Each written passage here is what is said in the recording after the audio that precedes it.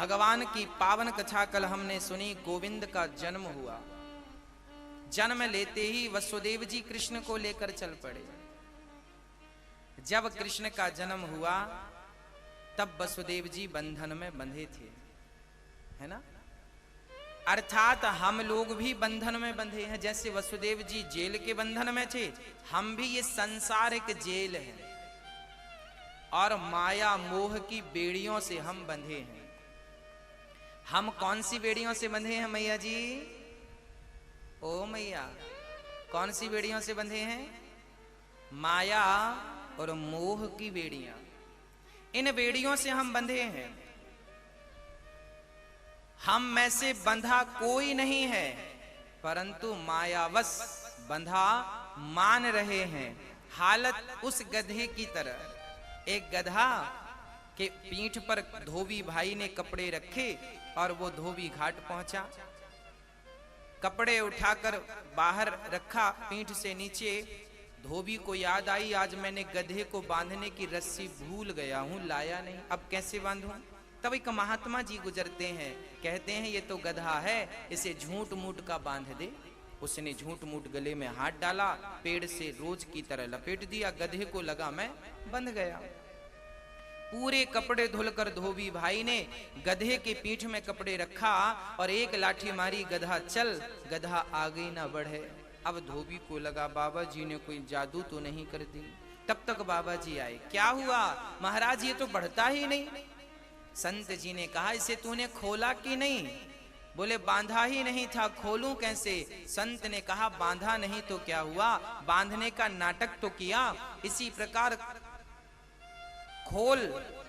खोलने का नाटक कर। इसे थोड़ी पता है कि तूने नकली से बांधा है, झूठ मूठ का बांधा है।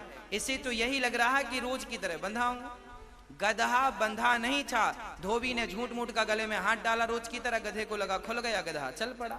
गधा बंधा नहीं था, पर उसने अपने आप को बंधा हुआ मान लिया। हम भी वही हैं। हम में से कोई भी बंधा नहीं है, ना तो पत्नी से, ना तो पुत्र से, ना परिवार से, ना तो संसार से। बंधा आप में से, हम में से कोई नहीं है, परंतु हम सबने अपने आप को बंधा हुआ मान रखा है कि हम जिम्मेदारियों से बंधे हैं, गृहस्थी से बंधे हैं, परिवार से बंधे हैं। आज हम आपसे कहते हैं कि आप आओ, बिहारी जी का दर्शन कर लो, कथा सुन लो।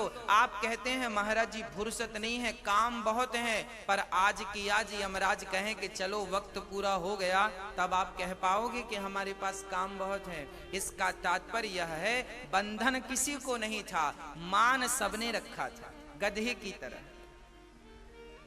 प्रिय भक्तों, श्री वसुदेव जी महाराज भी बंधन में थे, पर जैसे ही कृष्ण गोद में आए और कृष्ण को लेकर चले, पांव की बेड़ियां, हथकड़ियां अपने आप स्वतः ही खुल गईं।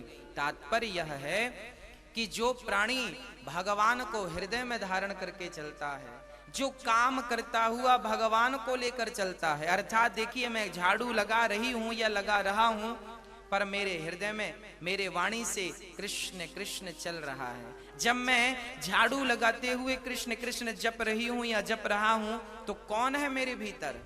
कृष्ण। मैं कृष्ण को लेकर चल रहा हूं। झाड़ू लगाते लगाते मैं जहां जाऊंगा वो कृष्ण को लेकर जाना है। मैं रोटी बना रही हूं या बना रहा हूं, पर कृष्ण कृष्ण चिंतन है। ये रोटियां मैं कृष्ण के लिए बना रही हूं या बना रहा हूं। क्या अर्थ है? बोले आप कृष्ण को लेकर चल रहे हैं। कृष्ण को मंदिर में स्थापित मत कर दीजिएगा, बिठाल मत दीजिएगा, बल्कि कृष्ण की झांकी को अपने मन के मंदिर में कैद कर लीजिएगा। यदि कृष्ण मक्खन चोर हैं, यदि कृष्ण चित्त चोर हैं, तो आप भी चोर बन जाइए ना। आप भी कृष्ण के स्वरूप को चुरा कर अपने हृदय में स्थापित कर लीजिए। हाँ, यदि मेरे सामने 10 दर्पण हैं, तो मेरे प्रतिबिंब कितने होंगे? 10 होंगे। मेरे सामने 1,00,000 दर्पण रख दिए जाएं, तो मैं हर दर्पण में दिखूंगा और गिनती कितनी हो जाएगी? 1,00,000। मैं एक हूं, पर दर्पण होने से क्या होगा, छवि उतर आएगी। उसी प्रकार भक्तों, जिस दिन अपने हृदय को आपने दर्पण बना दिया, उस दिन बिहारी जी की छवि आपके हृदय के दर्पण में उतर आएगी और आप परमात्मा को हर जगह देख पाएंगे, हर जगह महसूस कर पाएंगे, हर जगह ले जा पाएंगे। एक पावन सी कथा मुझे स्मरण हो आई। एक राजा था, उस राजा के दरबार में कुछ विदेशी लोग आए। उन्होंने कहा, राजा साहब हम बहुत बड़े चित्रकार हैं, हम ऐसा चित्र बनाएंगे कि आपने आज तक ऐसा चित्र नहीं देखा होगा। राजा ने कहा, ठीक है बनाइए, क्या कमी है हमारे पास, दिखाइए आप कितने सुंदर चित्रकारी करते हैं, दिखाइए अपना टैलेंट, दिखाइए अपनी योग्यता, प्रदर्शन कीजिए अपने गुणों का। ठीक है। तभी राजा के पास से भी एक बूढ़े से संत आए, और बूढ़े से संत जो उन राजा की प्रजा ही थी, उन बूढ़े से संत ने कहा, राजा साहब यदि ये चित्र बना सकते हैं तो मैं भी एक चित्र आपको बनाकर दिखाऊंगा, मुझे भी आज्ञा दी जाए। राजा ने कहा, तो आप भी बनाइए और आप भी बनाइए। जो विदेश से लोग आए थे, दूर से लोग आए थे, उन्होंने तो राजा से रंग भी मांगा और बनाने का पूरा सामग्री मांगा।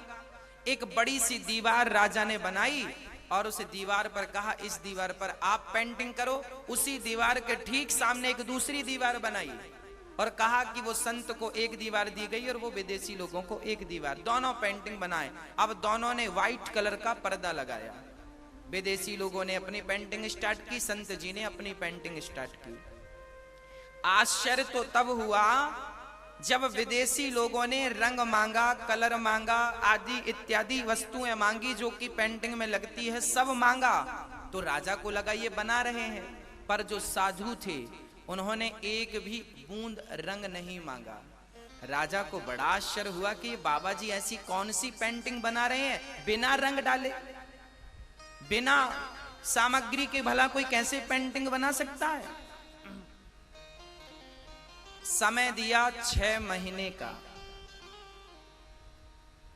विदेशियों ने बड़ा सुंदर ऐसा चित्र उभरा हुआ बनाया। उस समय मानो जब पुरुष बनाए तो ऐसा बनाया कि ये बोल पड़ेगा, स्त्रियां बनाई तो ऐसी बनाई बोल पड़ेंगी, सड़कें बनाई तो ऐसी बनाई कि हम चल रहे हैं। पानी बनाया, नदी बनाई, पहाड़ बनाए तो हूबहू इतने दिव्य बनाए, ओरिजिनल बनाए कि चकाचौंध था संसार।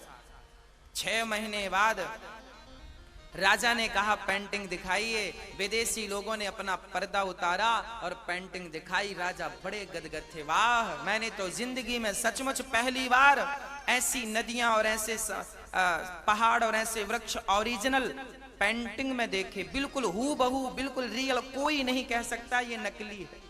राजा बड़े गदगद भये। तब राजा ने संत से कहा, अब आप अपनी पेंटिंग हमें दिखाइए। तब संत जी ने अपना पर्दा खोला और जब पर्दे को खोला तो उस पर्दे पर वही पेंटिंग जो सामने की दीवार पर थी, वही पेंटिंग इन्होंने उस दीवार को घिस घिस के इतना चिकना कर दिया, इतना चिकना कर दिया मानो वो दीवार दर्पण बन गई। और जब दर्पण बनी तो सामने की पेंटिंग इसमें उतर आई, और जब दर्पण में उतर के आई तो वो और दिव्य लगने लगी, और उत्तम लगने लगी, और सुंदर लगने लगी।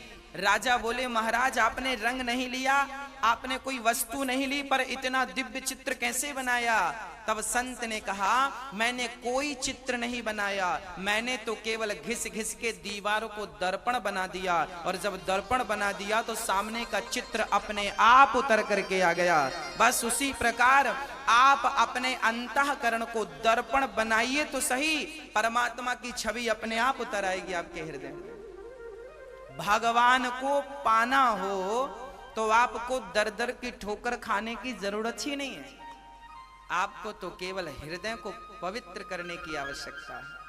हृदय को दर्पण बनाइए, स्वच्छ बनाइए, साफ कर दीजिए, तो निर्मल मन जन सो मोहि पावा, मोहि कपट छल छिद्र न भावा।